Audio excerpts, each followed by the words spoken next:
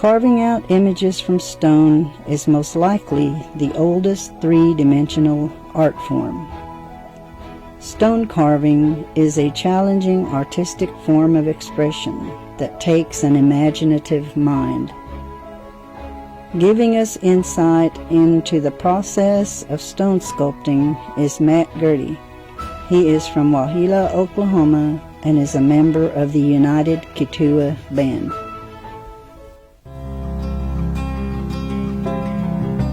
So, my name is Matt Girty. I'm a full-blood Keetowah tribal member. I'm from the Wild Potato Clan. I started carving 25 plus years ago in North Carolina. I grew up in Dallas, Texas, and by way of Oklahoma. Then I went to high school in North Carolina. So I used to draw all the time, and I always sketched. For a long time, I did detail sketches, black and white, ink, pens, pencils, and from there, a buddy of mine in North Carolina, where soapstone is available in the mountains, in the Appalachian Mountains, he showed me a piece that they were doing in Cherokee, North Carolina, that he was carving, and it had a face on it. So he had me draw a face for him. And he put it on the side of a pipe, and I couldn't believe that you could carve a rock into any object that you want. So he told me, that as far as you can see detail in these in your drawings, I bet you can carve. So I've been drawing pretty much all my life since I was a little kid, and that's where it all started at, from drawing shapes. Now I have to draw on this stuff. And it all starts with shapes. Everything's a pencil. So I encourage drawing first. If you want to get into stone carving, do some sketching, draw silhouettes of animals, people. So he gave me a piece of stone, and he said, if you can draw and you do detail, you can carve. So he gave me a piece, an object piece that he had, and it was an eagle claw.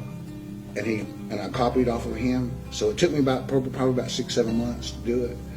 However, I started out with the hacksaw, drill, pocket knife, and a file. So now I'm using power tools, the Dremel tools, and that was 25 years ago. So I just started from simple drawings to putting my drawings one-dimensional into three-dimensional objects. So I can go all around it and just draw different pieces on it, different objects, what I see on it. And I just use the tools just like a marker, just like a paintbrush. Every stroke is meant to be, and you just got to go with it. If it's not there, you take more off. I learned a lot, just trial and error. I started carving just for me, personal use, for tobacco pipes. I carved different pieces for offices, for desks and paperweights, all the way up to life-size sculptures today. However, whenever I never knew that Keetowah Cherokees carve on stones until I went to North Carolina, and that's where I put up the pencils as soon as I got that piece of stone and started making this my paper, these rocks. As far as the material, it's not as easy to acquire as paper and pencil, so I have to go to North Carolina to get my materials.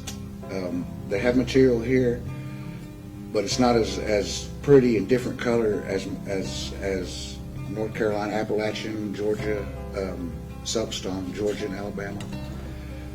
So basically, I just started drawing, and it went from there. I've never had any school. This is all self-taught. I carve for me.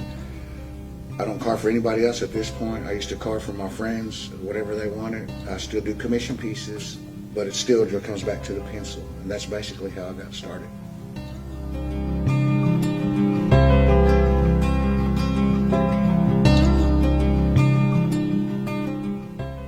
Sculpting it just depends on what material you have.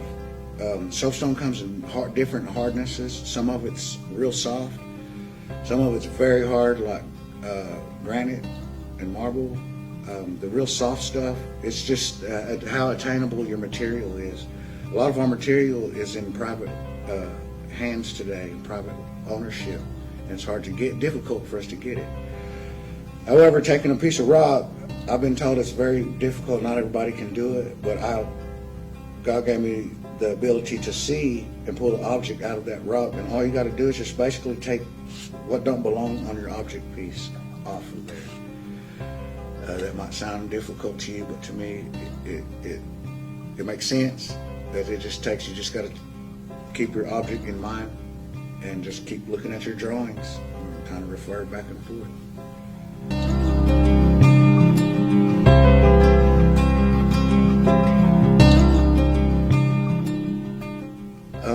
I just wanted to elaborate a little bit on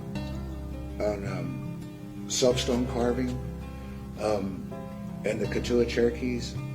Before 1817, we were in North Carolina, Georgia, Tennessee, and Alabama, and we had soapstone everywhere, all in the mountains, and we made beautiful jewelry with it. We made our ceremonials, pipes, jewelry, bowls, and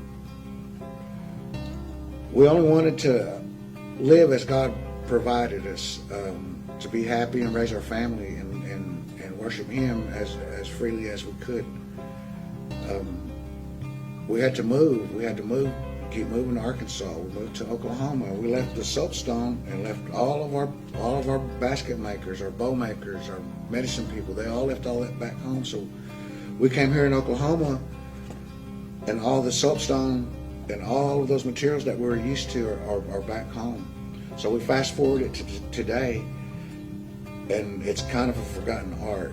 There's barely a handful of people still doing it, which is why the tradition keepers today are out. The UKB tradition keepers are wanting to come out and show the public, the elders, and the kids, the children especially, who their ancestors were. If they don't get into a market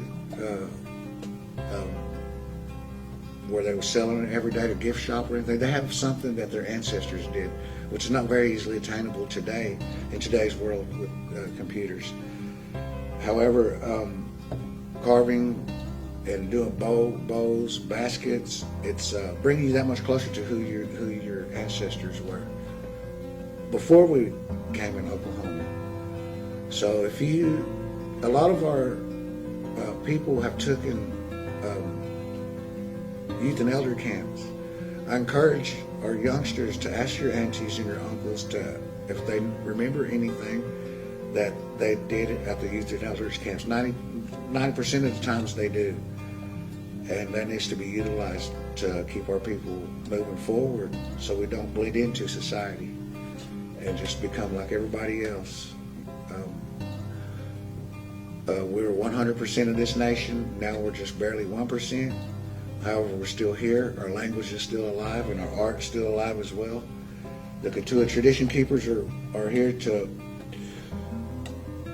help you and help you gain access to who it was before we came to Oklahoma, and to figure out who you are today. We don't